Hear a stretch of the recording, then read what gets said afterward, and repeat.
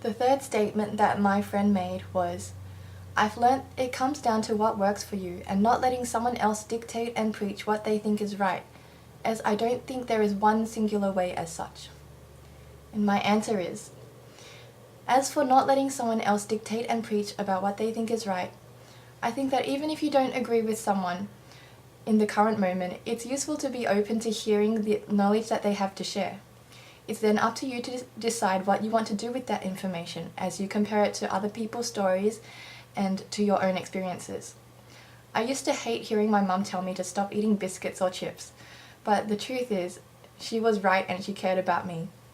Sure, the polite or nice thing to do might have been to just let me have my freedom and not tell me anything was wrong with what I was doing, but it's not always a loving thing to do. The meat, egg, and dairy industry has financial powers, which it will use to dictate through the government, the media, and to you what is healthy. The reason they are considered a food group is 1, they are edible and can be tasty, and 2, they are promoted as healthy by these industries. There is much less money involved in the promotion of fruits, veggies, whole grains, and legumes. This brings me to my next point.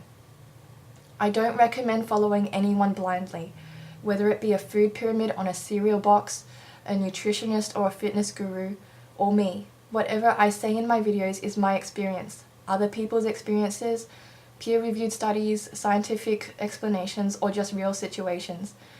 Anyone can go to the references that I provide in the description boxes of my videos for further investigation. The fourth statement that she wrote was, "Food is such a blessing to us in a first world country like Australia." And my answer is, I agree. We have a choice in what we consume.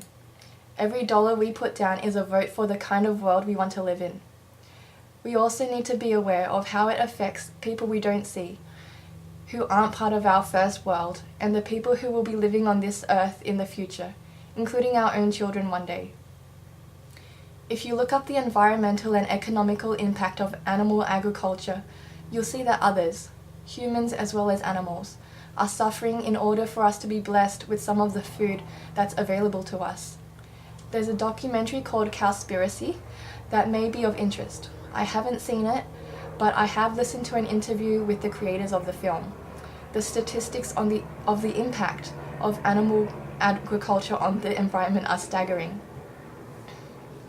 The fifth statement that my friend made was, "Also in the New Testament, God told Peter that whatever food he's blessed and is clean and can be eaten. That choice is up to each individual to make, but I'm still unsure if cutting out entire food groups is necessarily suitable for all." My answer is, I've never said or meant to imply that eating animals or their secretions is a sin. As for how ethical it is, that's up to you to decide. Although if you really wanted to use the Bible as a reference for meat eating, the same can be done for veganism. For example, Adam and Eve in the Garden of Eden, where they were only eating plant foods because killing was non-existent back then, and they couldn't have been deficient because this was the first diet. And also you can fast forward to the Daniel diet, where Daniel only ate plant foods to make him stronger for war. And yes, God shows us in various places in the Bible that eating animals aren't a sin. It will always be a choice. We can decide wisely based on our knowledge what's best for our health, the environment, and the animals. After all, we are here to look after the planet and the animals, not simply deplete it of its resources and to exploit them. The Bible says that everything is permissible, but not everything is beneficial. The cruelty involved in meat, dairy, and egg consumption today is tragic. Many people don't want to watch Earthlings or anything that shows cruelty, because by nature we are compassionate.